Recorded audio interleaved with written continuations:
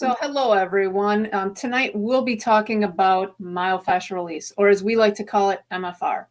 MFR truly is my passion. It is my treatment modality of choice, and it's something that has made an extreme difference in my life. It has changed my life, and I am so excited to have a special guest with me tonight.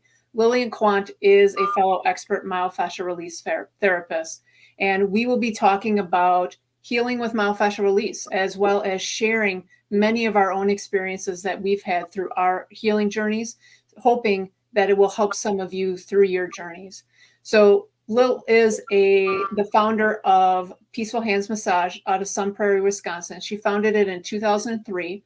She's practiced many modalities, including Swedish to Reiki and polarity therapy, but she really started diving into and using the John Barnes myofascial release approach 14 years ago. So I'd love to welcome Lil to our talk tonight. Hi, everyone. It's nice to meet you. Great. So tonight, as always, Lil and I are going to be having a conversation. I'm going to be asking her questions about myofascial release and her healing. We'll be going back and forth and having a conversation. But as always, we want to be here to answer questions for you guys. So if you have anything that comes up, whether it be questions on myofascial release, healing, health, wellness, pain, whatever it may be, go ahead and just throw those in the comments, and we will be here to answer your questions throughout the evening. So Lil and I met years ago. We've attended many of the same seminars together, and I have had the fortunate opportunity to get treated by Lil many times over the years. And I know that she has been an MFR therapist for the past 14 years. And I'd love to kind of have her explain who some of her typical clients are. So Lil, who are your typical clients? Well, my typical clients have either have chronic pain, such as chronic pain syndrome, fibromyalgia. Some of them come to me because they don't want to have surgery, so they're trying to look for something to prevent that. Yeah. Or they've had surgery and they have pain and it doesn't go away. And I also have clients that are seekers. They're looking for something because they haven't found a modality that works for them. They've tried chiropractors, they've tried acupuncture, they've tried cupping, they've tried deep massage, and they're just trying to find something that helps their body. Yeah. And to me, that's the majority of my people. Okay. That's what they're looking for, something to help them. And so those are my people. Oh, yeah. It sounds like we actually see a lot of the same types of clients. You know, unfortunately, chronic pain is prevalent nowadays. And what I have found over the years in my experience is myofascial release is a key treatment approach when we are talking about chronic pain. And I'm going to kind of date myself a little bit here, but I've been a therapist now for 25 years, and I started in more of a traditional setting. And when I found MFR 20 years ago, it really, I really realized pretty quickly that it was one of the most authentic forms of treatment out there. The things I love about it is it doesn't just treat the symptoms. It's going to treat and look at the entire body, ultimately getting at the root cause of the symptoms. But also, we're not just addressing the physicality. So many of our clients, especially our chronic pain clients, have also a mind component to it. So we need to look into the emotional component as well as the limiting belief systems. And so myofascial release really truly is an all-encompassing form of care. With me, I know that many of my clients who come into the clinic, and this may be the same for you too, Lil, many of these clients have tried everything. Absolutely. Kind of like those seekers that you're talking about. Right. And many of them have lost hope. They've lost hope that they can get better. And once MFR comes into their lives, I love it when we start to see the hope come back into them. Right. When we start to see the results. Do you typically tend to see the same thing or find the same thing with your clients? I just love, many of them come in with dull eyes, tight shoulders, tight attitudes. They just can't seem to move forward. And Yeah. when you start seeing the light come in their eyes and you start seeing them striding better, they're moving better, they're feeling better about their whole life, it's just amazing. Yeah. It just, and that's why it's such a wonderful modality, because like you say, it's my passion, because I can see the difference and I know I'm doing something for them. Yeah. And it's why we do what we do. Yeah. You know, a lot of these individuals, they don't know where else to go.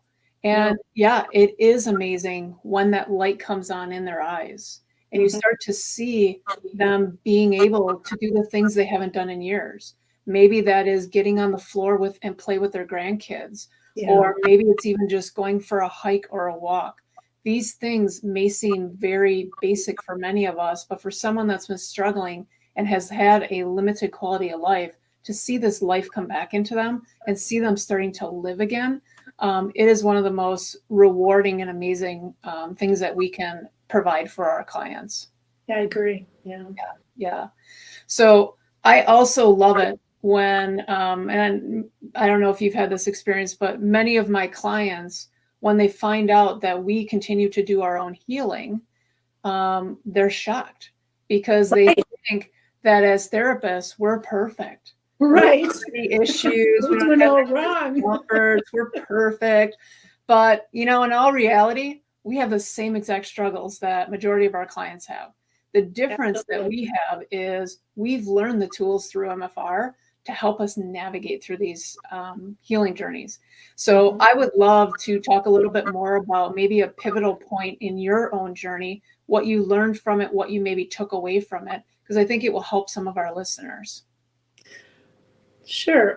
I was taking, I went to MFR2 and what was it? Oh, unwinding seminars in Myrtle Beach. Mm-hmm. And then directly after that, I went to Pennsylvania to go to a skill enhancement seminar. Mm-hmm. And that's the skill enhancement seminar is when you're working with advanced therapists. And so you're learning some of the trade that way. You're learning self-help techniques, and you're being involved with working with advanced therapists. So it makes you feel more comfortable about your trade. Mm-hmm. And you also get worked on. Yeah. And I was being treated, and I think it was like the third day I went into a healing crisis. And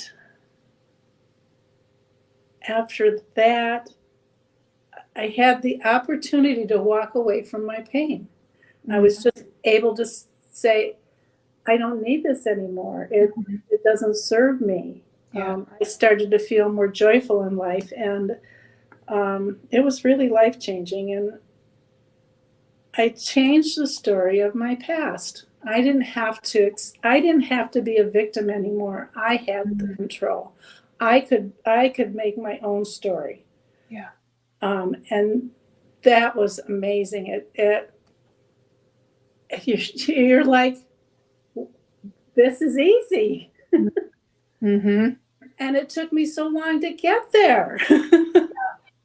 But I think you have to go through the process. You know, sometimes you have to go through all the pain and the anger and everything to get to that point, to be able to let go. And that's hard for all of us, because we think we have control over the situation, but actually all we're doing is holding on to it and not letting go of it. And once we let go of it, then we have the control. Yeah. Yeah. And that's the hard part for most of my clients. Yeah. And it was me too. Yeah. And that's absolutely beautiful. And, you know, we know what a healing crisis is, and we've been through them. And I actually have changed the term in my clinic. We actually call it a healing adventure.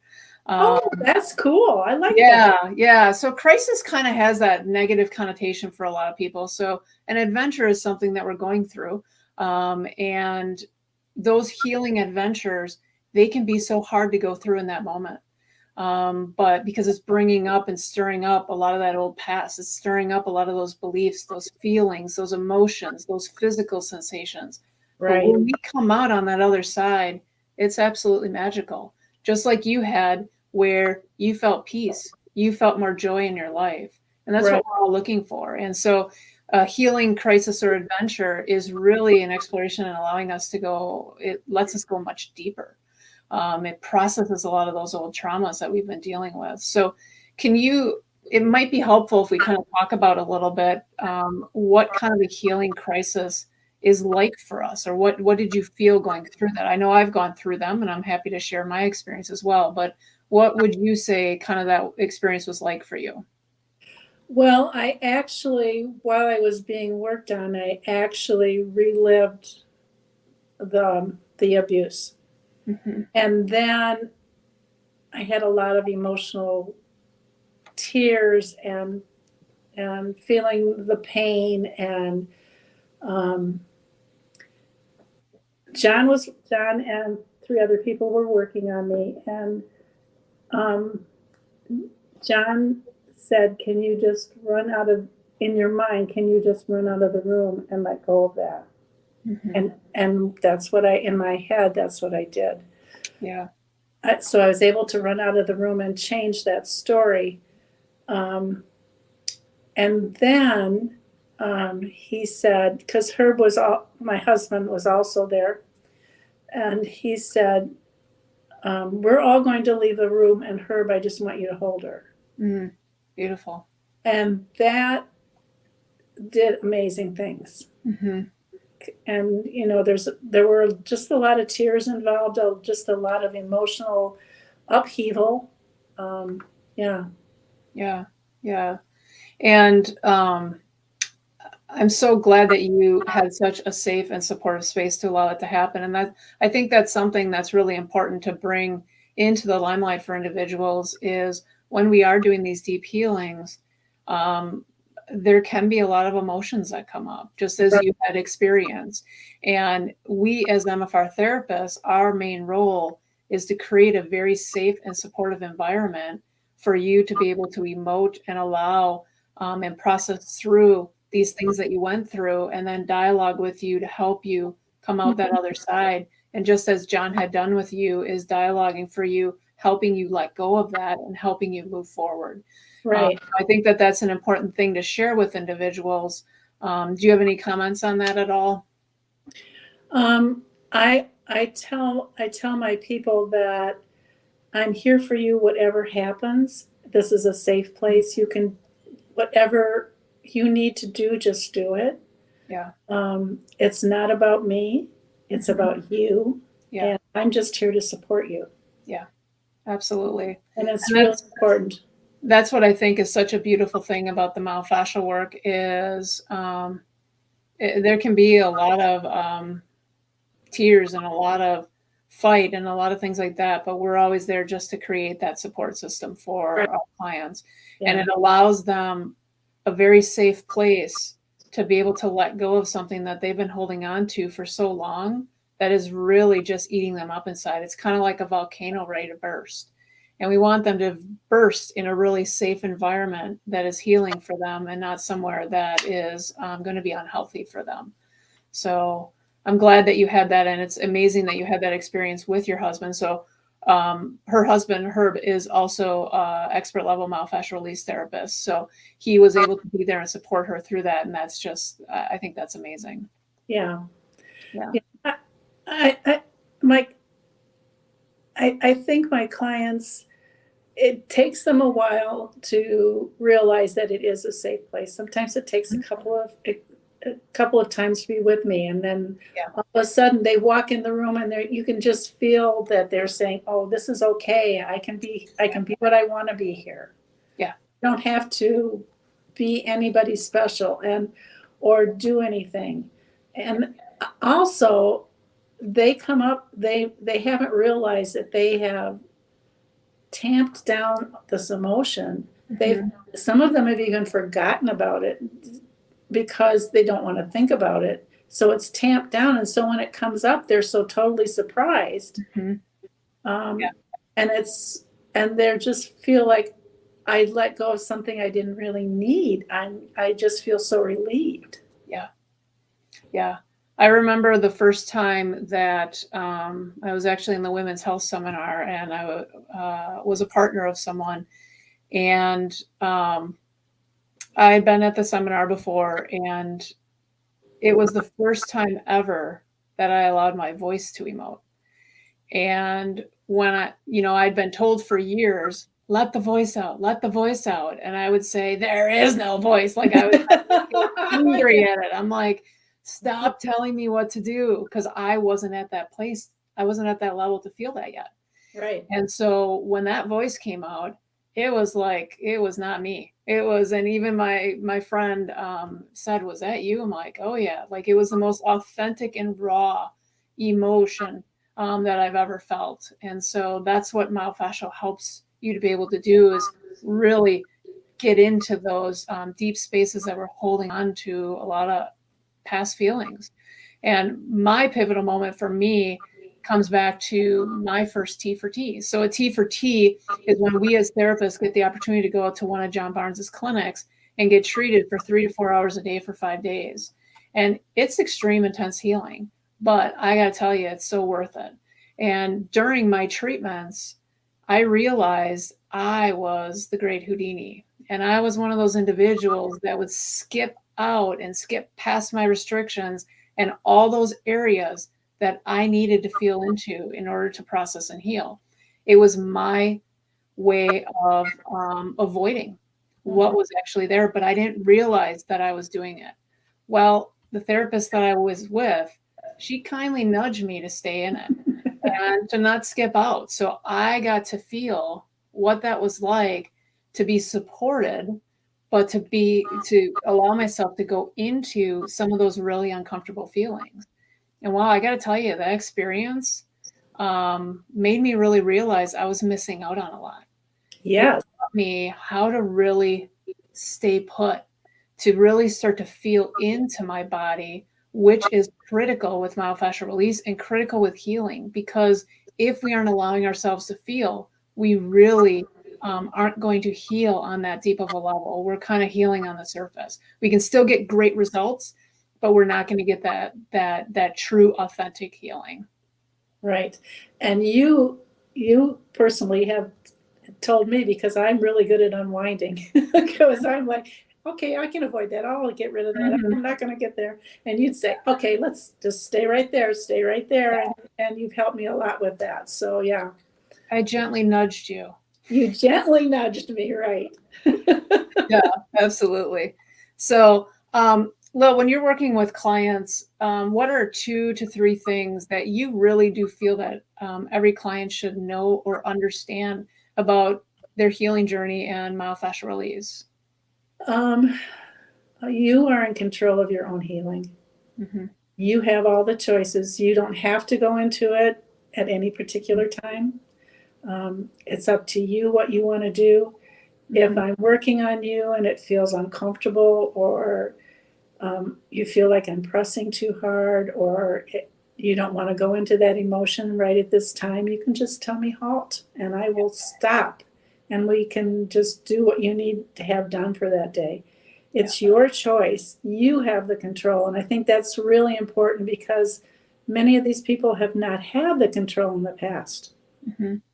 and they need it. Yeah. They need to be in control of their own emotions. Yeah. And with that too, I think it's really important to point out that we as therapists, we always start out, especially when we first start meeting someone, we do give you those cue words. We give you that cue word of, if anything is too much or does not feel right, say the word halt. But I found over the years that the strong belief of, I'm going to grin and bear it and I'm going to get through it, Mm-hmm. is really powerful for people, and they a lot of times will never use that word. Yeah. So I've had to actually help people be able to come into their power, to be able to say halt. And Right. when I first said that, because I am also someone that That was one of my patterns as well is, oh, it'll be over soon. And I would leave my body and it'll be over soon. I'll just suck it up and deal with it. But Mm-hmm. when I used that word for the first time, it was one of the most empowering things that I ever did. Mm-hmm. And I encourage a lot of my clients when it's getting too deep to either push me off or say halt, because that's what they absolutely need. So I'm Right. glad that you brought that up. Yeah. Yeah. Yeah. So what are Um, some of the other things that you feel people should understand? what kind of goals do they want Hmm. with the treatment? I mean, what are you looking for today? What do Yeah. you need today? What do you need from me today? Sometimes they'll say, oh, my shoulder's really killing me. So I start on their shoulder, of course, but we end up finding other places to go that are affecting that shoulder. Hmm. But again, that gives them control because I'm fulfilling their needs and they need that. So and so they really need to have a goal so that they can say, well, gee, this is what I've achieved.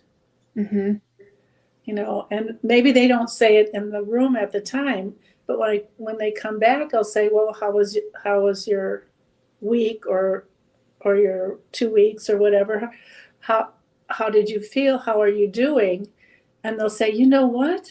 This is what happened, and Hmm. that's what I wanted to happen in the session. Yeah. It didn't happen there, but it happened later. Yeah. Do you find that a lot of your individuals, because I know on our paperwork we have, what are your goals? Mm-hmm. And I would say 60 to 75% of the time, people leave it blank. Yeah. Do Know what you, my goal is. Yeah. yep, do you find that this is really hard for individuals to know what they need and to be able to set those goals? Right. I do, and I talk with them and saying, what can we do very simply that you need today? Yeah. Like, okay, my neck is bothering me. Okay, let's work on your neck. That's a goal. Hmm. you know, and talk about, well, this is what I want to experience today. Yeah. That's a goal. Yeah.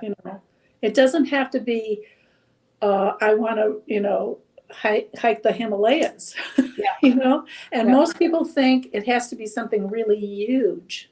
It has to be Mhm. a huge thing what the goal is, but that's not it. It No. can be very, very simple. Yeah, you can have those big ones, but then you want to break it down into pieces because Right, if we're only looking at that really big goal, it's daunting, it's overwhelming, and it feels like we have the biggest mountain to climb, and I don't know if I'm ever going to get there. But if right, we break it down into little pieces, those goals that we achieve, those little goals that we achieve, keep us motivated to keep moving forward. And that's where then those individuals start to get that light in their eyes because right, they start to see those changes. But I think it's so critical that everyone do come in with goals because we need to be working towards something. Otherwise, we're not putting any effort in. right, right. Yeah. I mean, you could talk with my clients and they'll say, I say this a lot. How do you eat an elephant?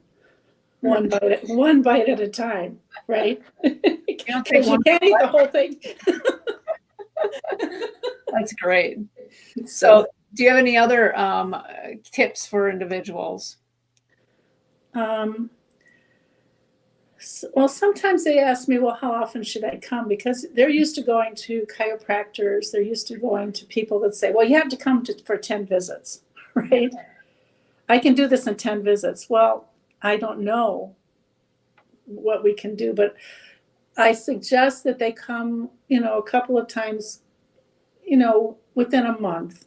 And Hmm. then they can decide for themselves what they need to do because one, I don't know what their time schedule is. I don't know what their economics are. Absolutely. I don't know how long it's going to take for this healing because we don't know that. Yeah. Um, healing is not linear. I can't say we can go from A to B because we're going to go to A, then we're going to go to C, and then we're going to go around in circles. We Yeah. don't know. Yeah. And I explained that to him that I have no clue. I don't know what we're going to get into.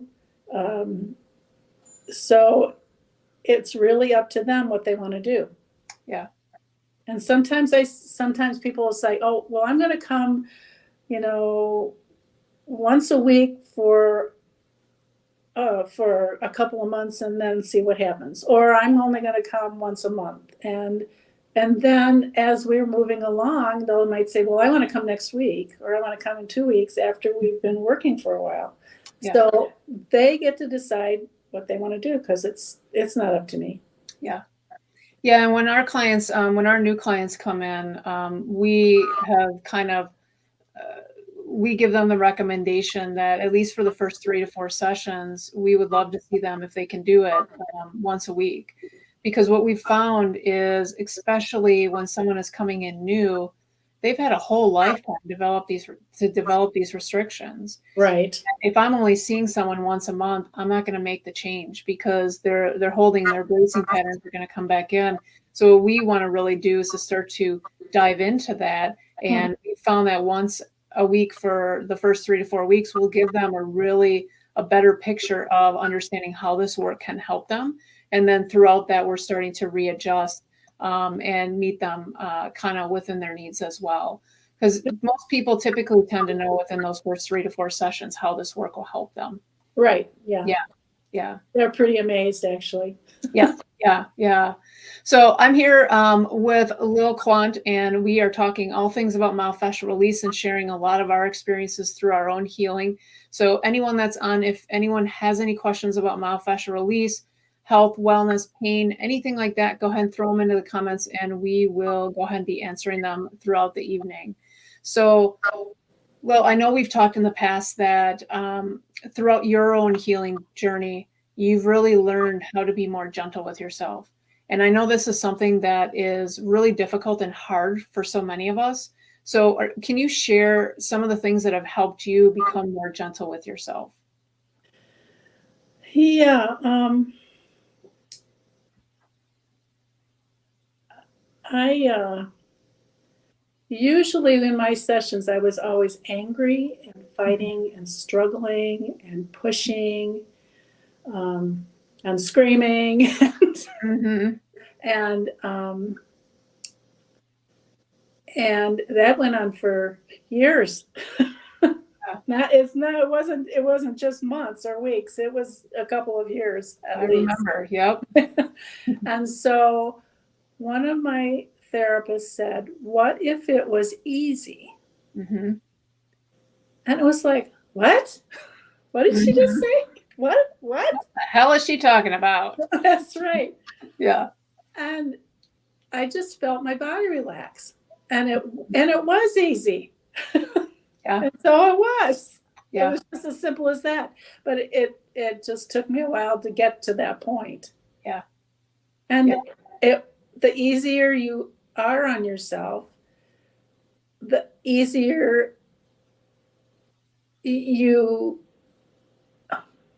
I think I was fighting those voices in my head. Yeah. And so I started thinking, well, okay, that voice came up, but you didn't serve me real well in the past, so you're not serving me now, and forget it, take a hike. Yeah. That kind of thing. And it just kept getting easier and easier after that. I love to hear that. And what you're describing is that control we were talking about. Right. We all love to be in control. And many times that's us fighting.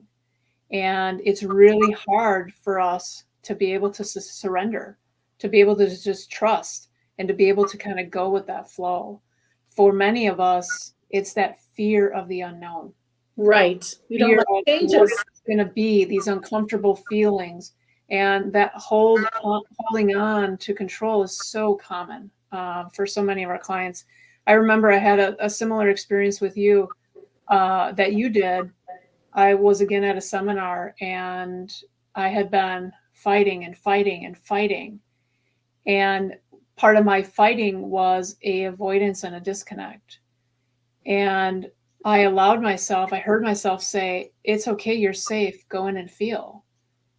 And it literally was 1 second of just a discomfort. And then it was utter ease and utter peace. And I remember myself laughing uncontrollably and saying, and my partner was like, "What's going on?" Really? I've been fighting that, and I used some choice words. I've been fighting for years for 1 second.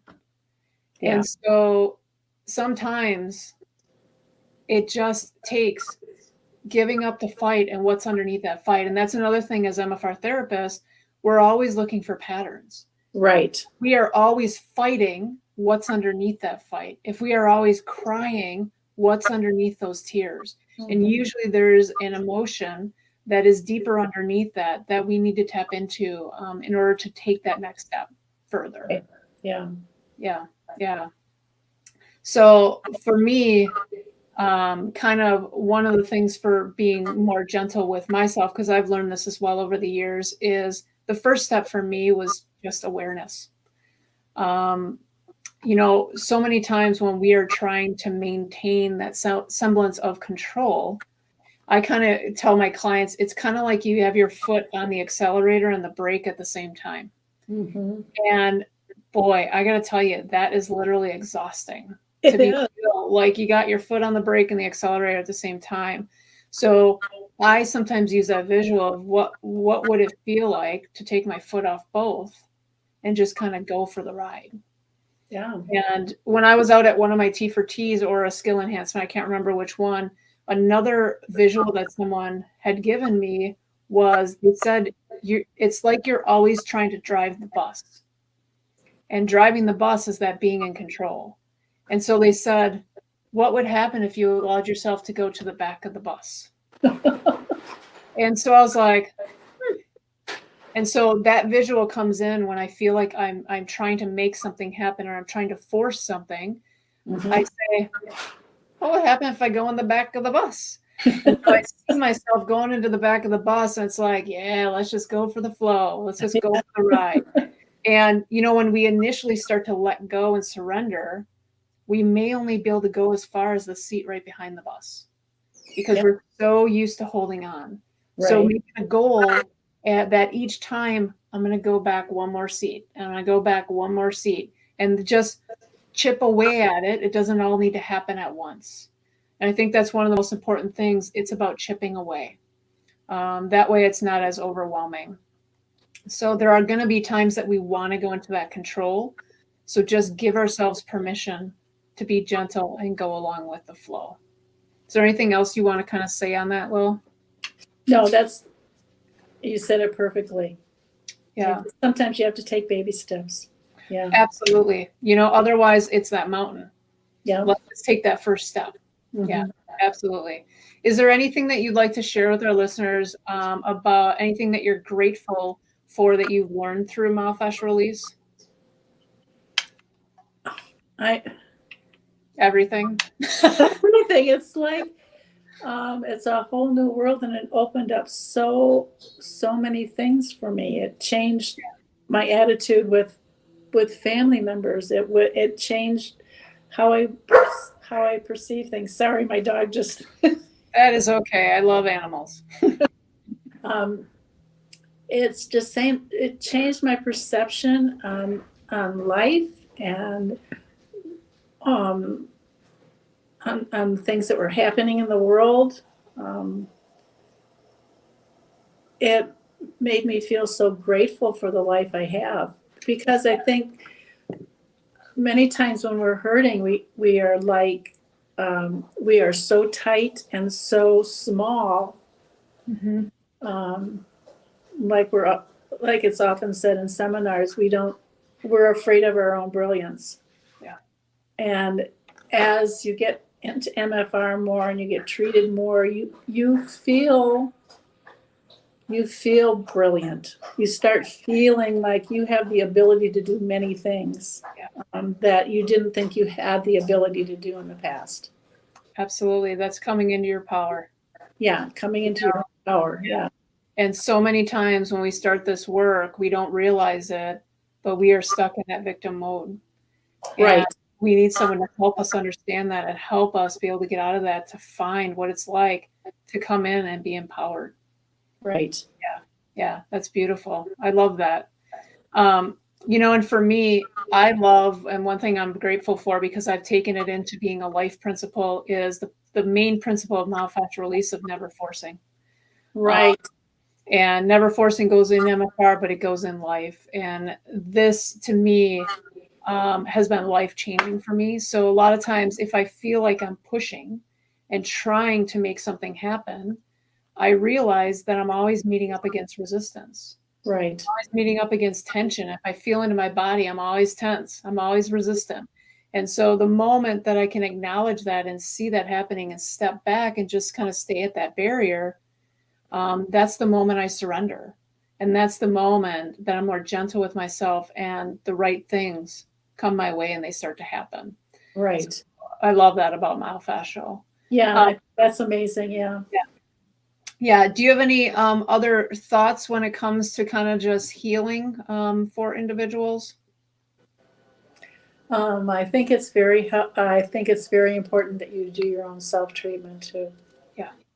Yeah. It's very important that you don't depend on me to just help you with that, but you need to also help yourself with your self treatment. Yeah. Yeah. And I call that it's so important to be an active participant, both at home with your self care as well as in the treatment. Um, Hmm. so you need to be doing the work to come in and be that active participant. Yeah, I love that. I agree with that 100%. Yeah. Any other thoughts on that? Mm. That I can think of. But I like that healing challenge. As we're talking, I'm like, I like healing challenge better than healing crisis. I think I'm going to use that. The healing adventure? A Yeah. healing adventure, yeah. Yeah. Yeah. It sounds like we're going on something fun. Right. And it should be. Yeah, absolutely. I mean, Yeah. some going to be icky, but who cares? Yeah, right? But you know We'll what? have, On the other side, it's magical because there's a it light to is. you. There's Yes. joy, there's peace. So it's definitely worth it. And for me, as I said kind of before, authentic healing comes with MFR. MFR truly has changed my life. And one of the things I did not realize when I started this work is I would always see people going through their healing, and I would always say, "Oh, that's great that they're doing that, but I'm fine. I don't have to do that. I'm fine." But what I realized was how disconnected I was, Right. how much on autopilot I was living, and I didn't realize it. And I really wasn't, not that I wasn't happy in my life, but I wasn't as joyful. So MFR has really helped me reconnect, and it's really helped me find my joy again in my life, and I absolutely love that. Yeah. And what the couple other things that I want to just share with individuals. Myofascial release is a catch-all term that's out there, and not all MFR is the same. So when Right. you're looking for an MFR therapist, you really want that person to been trained by the John Barnes method myofascial release. That's what we're talking about today. So I think that that's really important to find a John Barnes trained therapist. Absolutely. And then lastly, healing. It's not just addressing the physical, we're also looking into the mind component. We have to allow ourselves to start to feel these emotions and look into these limiting beliefs that are holding us back so that we can start to fully heal. So I hope you guys our listeners have kind of taken some of that away from our experiences today. And I appreciate you, Lil, for being so open and honest with many of the things that you have gone through, because I hope that it will help others be able to maybe ask questions or to allow themselves to maybe start to tap into that space. Right. Yeah.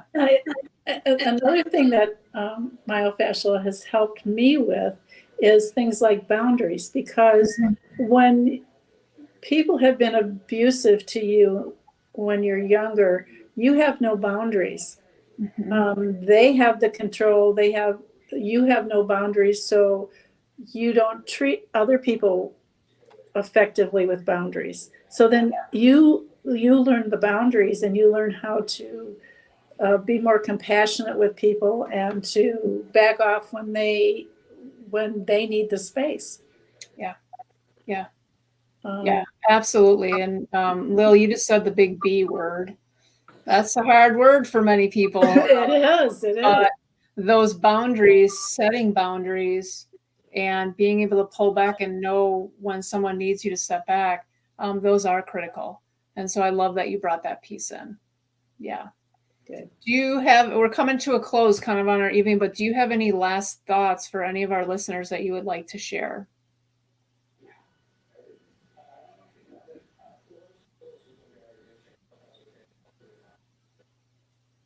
Give yourself the opportunity Mm-hmm. to live life to the fullest. Yeah. I love that. Give yourself the opportunity.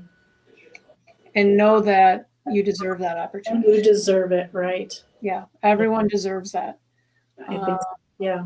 Yeah. Yeah. I love that. That's powerful. Well, Lil, I want to thank you so much for joining me tonight. I have loved this conversation, and I hope that a lot of our listeners will have found it helpful in their own journeys. If you have any, if you're listening to this afterwards and you have any thoughts or comments, please go ahead and share them in the comment section, and we'll get back to you with the answers. But I want to thank you so much for joining me, and I hope that everyone has a good night. Thanks, everyone. Thank you, Amy.